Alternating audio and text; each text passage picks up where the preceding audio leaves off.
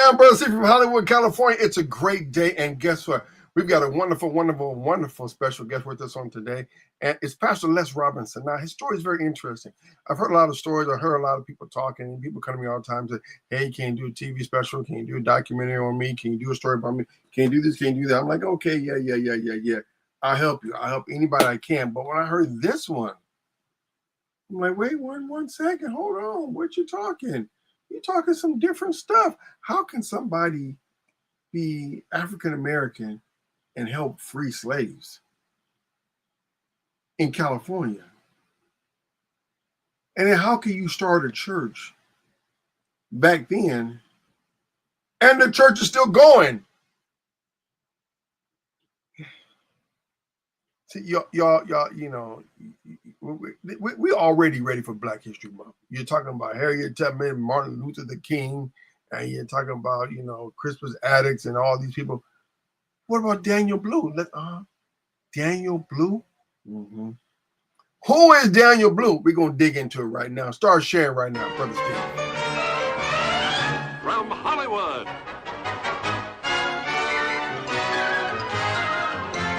Yo, DJ, are you done mixing yet? Your DJ has only just begun.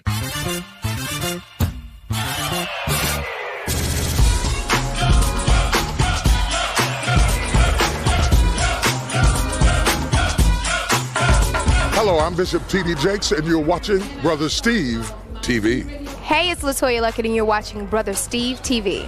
This is Rance Allen, and you're watching my friend, Brother Steve TV. Hey, y'all, this is Leandra Johnson, and you're watching Brother Steve TV. Hi, this is Rodney Darkchild Jerky. This is Chris Tucker. This is Kirk Franklin. And you are watching Brother Steve. And you're watching Brother Steve. Brother Steve TV. Stay tuned.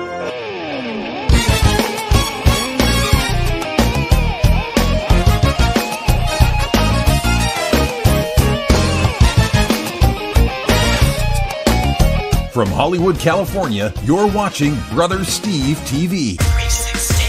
It's a praise jam party, yep, it's going up. Brother Steve, the Sunshine Band, that's what's up. Him and his crew, they really making stations nervous. Brother Steve deliver hits like the Postal Service. Must I remind you of his credentials? Brother Steve go hard, he go large, he's monumental. That's it, it's over.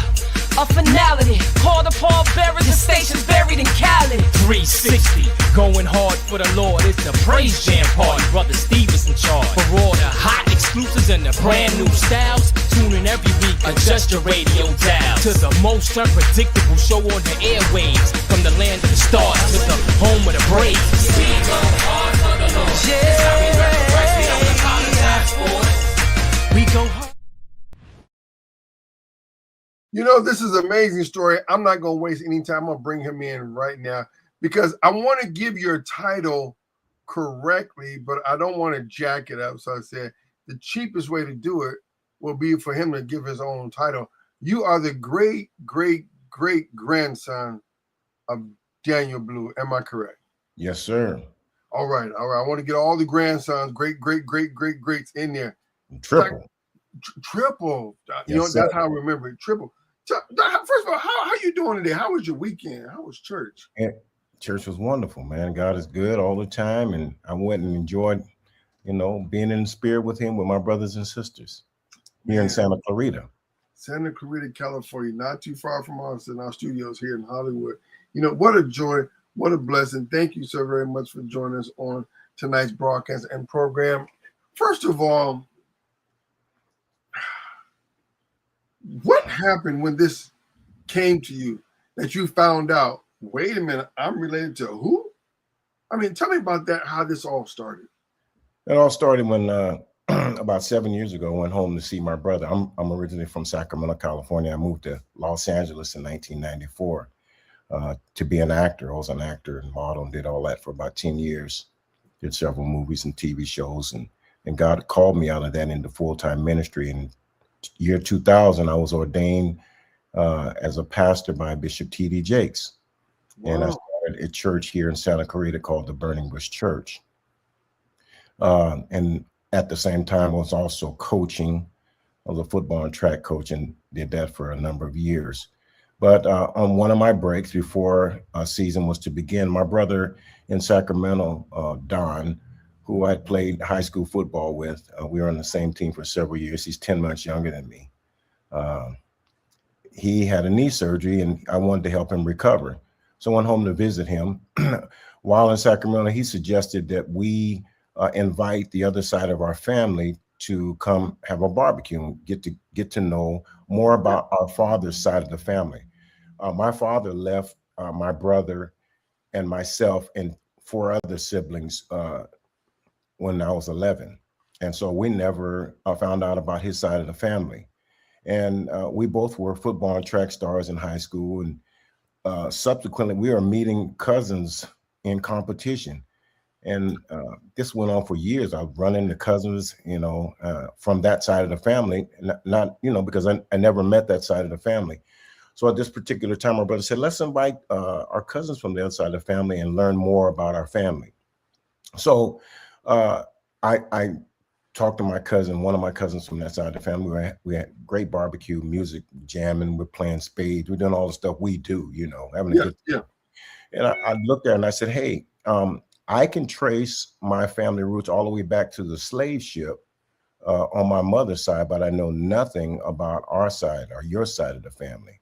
Mm-hmm. And she looks at me and smiles and basically just says, have you ever heard of Daniel Blue? Well, I thought she was joking. I figured a black man blue. She was cracking a joke. You know what I'm saying? Yeah, yes. And then she said, no. When I knew she was serious, when she said, just Google Daniel Blue of Sacramento. I Googled Daniel Blue of Sacramento and all kinds of articles started coming up. Documents, records, census records. And started reading about this man named Daniel Blue. During one of the articles, I began to read the names of my relatives that I didn't know. And it became apparent to me that this was my great-great-great-grandfather. And this man had done some significant things. And he was indeed a pioneer of Sacramento and not included in the Sacramento history. He came out here. He was a slave in Kentucky. Okay. Came out here. His owner's younger brother was allowed to bring him out to California in 1849. He's a real 49er. Okay. On the wagon train. And they landed in Sacramento on September 2nd, 1849. And within weeks, he discovered gold. He hit a mother lode. And he bought his freedom. And he bought several blocks of property, several blocks from the state capitol in Sacramento. And on the property that he once owned is rumored to be right now the Southern Pacific Railroad Museum, which was his front door, the Southern Pacific Rail Yard, the Amtrak station, the federal courthouse, the county courthouse, and the city jail all sit on property that is rumored that he owned. Well, he bought this land, and on this land he built a home. He married a woman that was about 24 years younger than him, and they had 5 children. His baby child, Anna, was my great-great-grandmother. From on this land, he also started a church in his home in 1850, and the church is still in existence. It is St. Andrew's AME Church in Sacramento. Last month, they celebrated 175 years of worship, and they're still going strong, still socially and politically active. 175 years old. And it was a piece of hidden Sacramento history. From the power of that church, he began to rally Black leaders and meet Black leaders. This is a slave now. I thought that my great-great-great-grandfather was remarkable because of the way he thought. His mind for someone who was in slavery all of his life, he had a very intriguing and a very forward-thinking mind. Yeah. To buy property, wanted to do business. He had a cleaning business.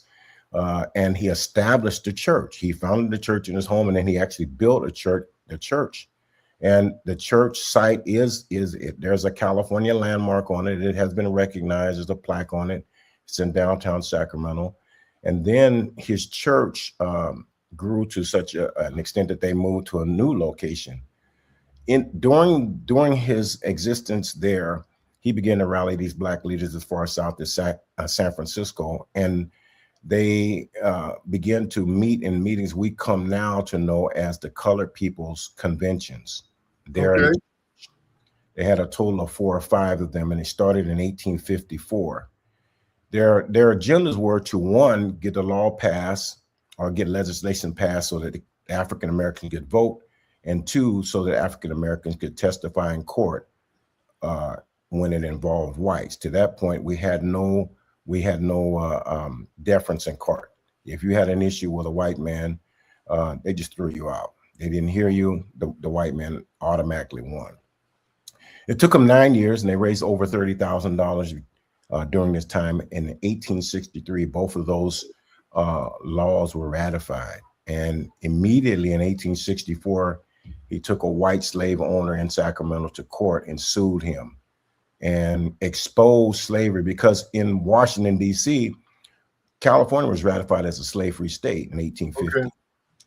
Exactly, so 1 month and 1 day. Yes. A black man sued a white man, yes, in the 1800s and won. Yes, but they had to get that law passed first, and it took 9 years. Wow. They had to organize, raise money, hire lobbyists, and during these 9 years, they kept sending that bill to the legislature, and they kept denying it until the Civil War started. And then that's when the law was ratified, and he immediately took the slave owner to court and exposed slavery in California. He's credited for freeing the last slave. Her name was Anna. A young 12-year-old girl name was Anna, and she had 2 names. They call her Anna and Edith. And his reputation is he ended slavery in California. Most people didn't know that slavery was going on in spite of this being, but there are over 3,000 slaves here. So how'd you feel learning all this information at that? You started at the barbecue and then started to expand. How'd you feel when it just hit you like, wait a minute? Brother Steve, the first thing happened is I went outside and I cried. Mm-hmm. I wept. I left the party. I didn't say anything to anyone. I didn't tell my brothers and sisters or anyone. I was mortified. I was happy. I was sad. Yeah. I was proud. I was angry. I had a million different emotions running through me all at once and did not know how to process it. When did you decide to say, wait a minute, let me dig deep? Because all the other relatives had all this time to dig deep to figure it out, but no one did anything. What was the light that went off in you that said, you know what, let me do something? Well, I began to pray, and because I was so upset. I began to pray and say, God, why did you allow this to fall in my lap at this time in my life? Mm-hmm. And he basically told me, I know you would do something about it. I know you would tell the story. I know you would tell the story. And it took me about 2 weeks to get to that point. I was really messed up for about 2 straight weeks. Wow. And it took me that long. And I began to tell pieces of the story that I knew. And then I returned back to Sacramento. I found his grave site. I found the church. I found all the locations. I did. Because I've been doing research. I found all the locations. When I found his church where it sits today, I got the shock of my life, because this church is situated across the street from the park that I used to hunt Easter eggs in when I was a little child. It sits across the street from the park where when I was in college, I did all my football training out there. I was the pool manager and the park manager for that park for 6 years, and ran across that church thousands of times, had no idea my DNA was in there or the history that evolved from that place. So from what point did it take you from when the spark went off to start putting this book together? Well, I began to tell one of my friends here in Santa Cruz about the story, and she's a lawyer. She said, well, she said, well, we ought to write the story. You ought to write the story. I said, well, I don't want to write. I don't want to write it. She said, well, I'll write the story. So I said, oh, cool. So I started meeting her at a coffee shop, and I started telling her the story. And I think on our second meeting, she said, I tell you what, why don't you record your earliest, write me something about your earliest memories. Yeah. And so I wrote, a few pages, and I read it to her. She said, oh, no, I can't write this. You should write this. You're a great writer. You took me to that place. Yeah. So that chapter or those few pages that I wrote, I believe are chapter 3 in my book called The Beginning. And in the beginning, I talked about the church that I was raised in. I came up in the PAW. I know you know PAW. I came up raised PAW. And our church was like the central church. It was like the big church in Northern California. Yeah. Yeah, we used to actually come to LA and sing in concerts with your church. Wow. Okay. We were known as the Christ Temple Apostolic Radio Choir. Yeah. Whoa. Yeah. Wait a minute. Christ Temple. You know about Christ Temple. Wait, hold on. Now you gonna get me live on there. You know where I'm coming from now, don't you? Everybody knows about Christ Temple. Nobody wants to say about it. You know about Christ Temple. I know about Christ Temple. Yeah. Oh yeah. You said apostolic. I'm like, all right, bless you. Yeah. Okay. Elder Robert B. Holman. Robert Holman. Elder Robert, District Elder Robert Holman.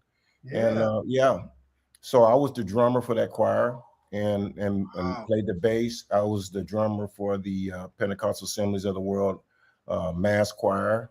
We did some albums, played bass and drums on those albums. So I came up that way. But yeah.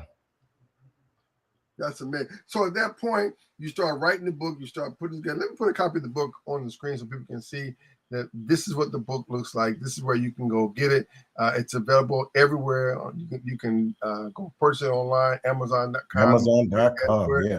And just go get a copy of this book. You got to read this book. It's amazing. It's wonderful.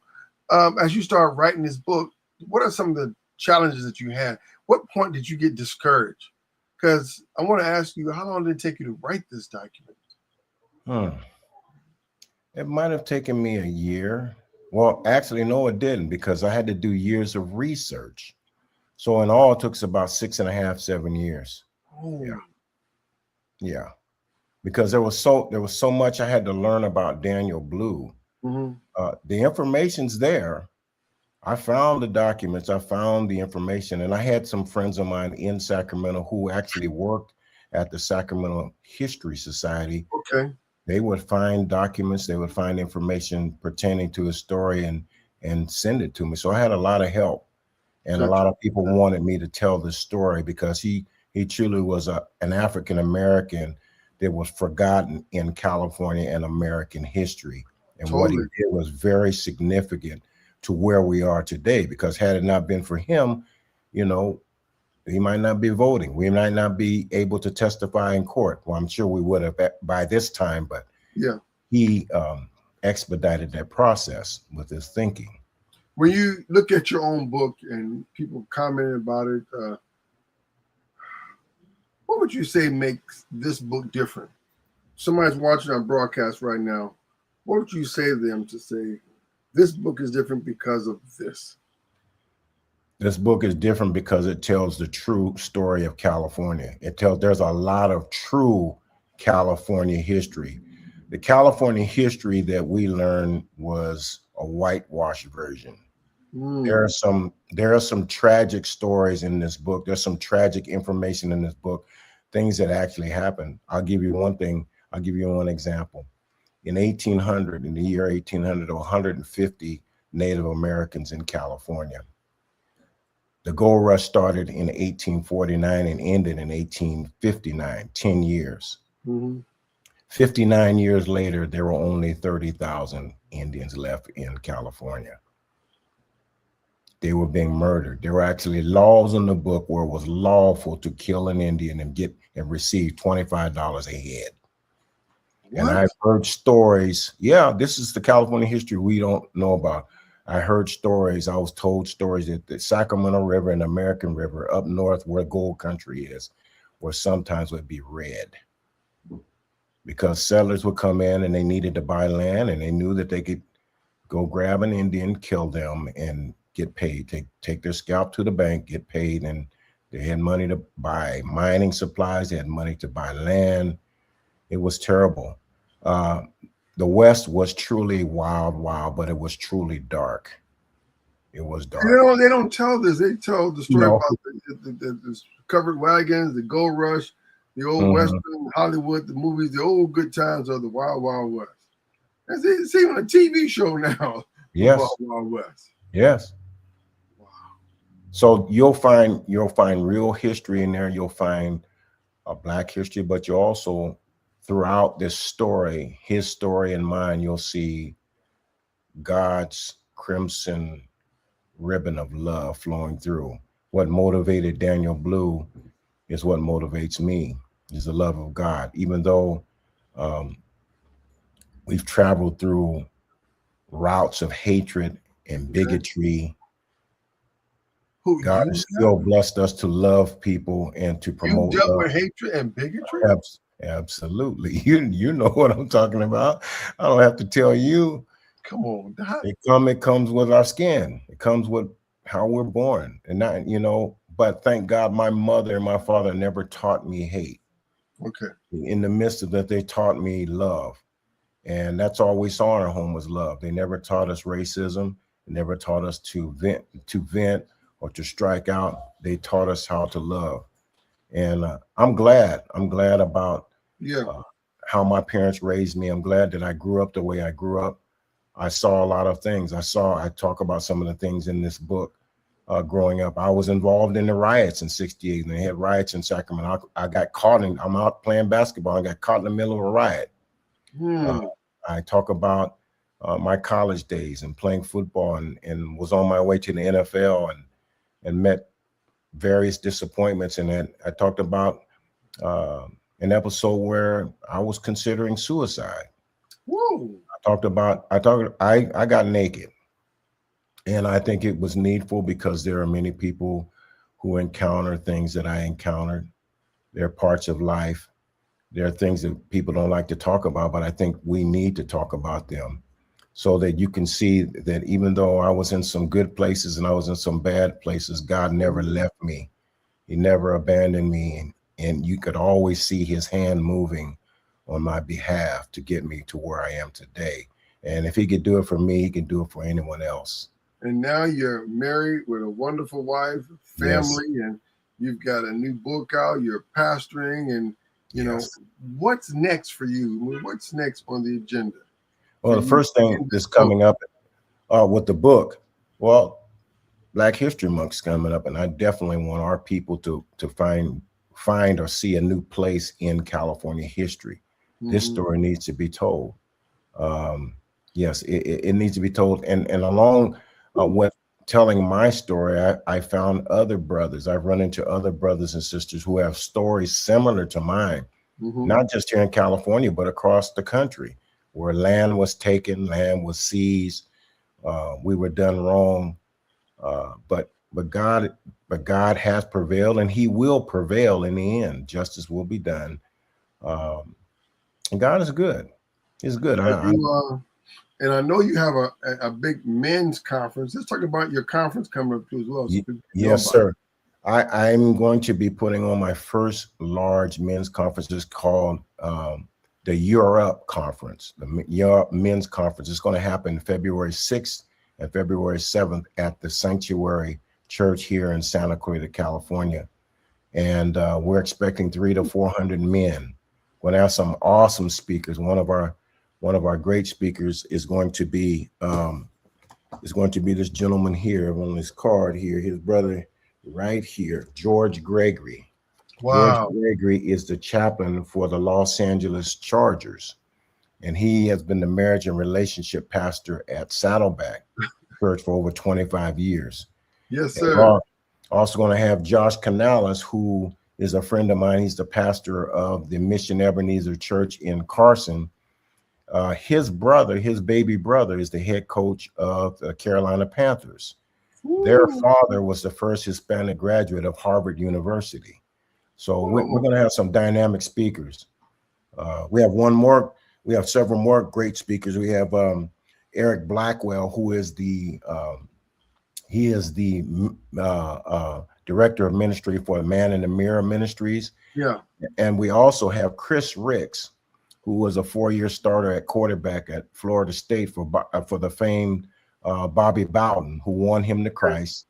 And he was also a former San Diego Charger quarterback. So we got some great guys coming in. They're going to share some information on how we can be better men, better husbands, better fathers, that we can show the path of light and show a pathway to Christ to the next generation. Our agenda is to pass the baton of light to the next generation. Well, before we go, we've got a couple more minutes left. I want you to give an opportunity to give a shout out to your wife, your family, your church, and everybody you want to say hello to out there. Yes. And watching the replay as well. If you're watching the replay, you can feel free to share this with your friends. And also what we're going to do is we're going to bless about 50 people right now who can go on and submit your profile in advance for the official church family directory site. Go ahead and just say something to the friends and people out there watching. Yes. First, I'd like to give honor to God. And you know what I'm going to say. Who's the leader of my life? Right. Yes. Yes, sir. Yes, sir. And then I'd like to recognize my wonderful and beautiful wife, Yvonne Westover Robinson, who God allowed me to meet several years ago. I'm enjoying my time with her. God is making us one, unifying us. We're in a constant process. We know that we need him, and I'm so happy to have her by my side. He said, making us one. Yes, it's a process. It's a continual. We automatically won. No, we're not automatically one. I'm in that process with you. I'm next to you in the other seat. And see, you have a leg up. You have a leg up because you know that most people don't know that we have to become one. It's a continual journey. Yeah. And we're having fun. We're having fun. I thank God that she's a continual learner, like I'm a continual learner, and I thank God that she's subject to the word of God, that she honors the word of God and she loves the Lord. And so, and then we're blending two families, which is extremely hard. It's not just about us; it's about our children and their children. It's about everything. You know what I'm saying? And so we're trying to do something that's very difficult, but with the power of the Holy Spirit and His wisdom and knowledge and His protection, we can do this and we can do it well.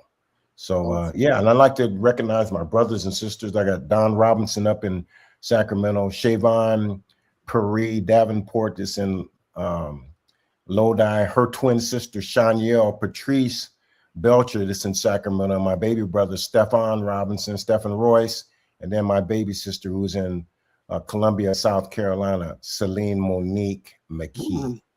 Yes. Whoa. The singer. She's a singer. She's a wonderful singer. Yes. Well, what a joy. I'm so excited you came on to our broadcast night and want our family and friends to share your book, share the information. Let us know where they can get the book at again.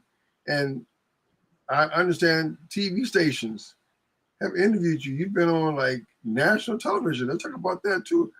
This is not just a local book. This is a national document and archive. Let's talk about that. We've had the privilege to be on ABC, and we've had the privilege to be on the Today Show and talk about our book when we first started writing. And we should be appearing again soon. We're making connection with them because they asked us to notify them when the book was out, and it was released in April. So we're working on trying to get back on the Today Show and the other TV stations. But this is awesome, man. This is amazing. Well, the book, just in case you forgot, you want to see it again, it's called Discovering Daniel Blue, My Search for Significant Purpose and Legacy. You got to read it like that. You can't read it. Discovering My Search for Daniel, Significant Purpose Blue. And you got to understand the trick. I said, so there's a trick to it. That was creative. Got to get this book, get your hands on the book. And they are available today, and it's available right now. Any closing words and comments you want to say to people out there watching broadcast right now? Yes, I'd just like to encourage, especially the believers. If you know God and you love God, let His love permeate your heart. You're going to run into some difficulties. We're going to have some tough times. You're going to meet some tough people. But God set you in the place that you're in, the place that you work. He sent you there to be that light in the darkness. Don't forget that. Before your feet hit the floor in the morning, remind yourself that you're His son and you're His daughter, and He called you to a time such as this. And He's sending you to a place that you're going to be His representative. He called you to be a representative of heaven to the kingdom of earth. And he's already given you the wherewithal to represent that kingdom with excellence. Let his love shine out of you. Let it emanate from you. And just keep allowing love to have its way. God will bless you. He'll see you through. Thank you, Pastor Les. Don't forget, get your hands on the book, Discovering Daniel Blue, available right now on Amazon.com. Pastor, don't hang up. Stay right there with me. From Hollywood, California, Brother Steve, we got some great new and exciting stuff happening this year, so stay close, stay in tune. Don't forget, if you're watching the replay, you can still go order the book. You can join the churchfamilydirectory.com. And just as if we're live right now, if you watch this again 2 weeks from now, you can still do the same thing. From Hollywood, California, I'm Brother Steve. Have a great weekend. Have a great night. From Hollywood.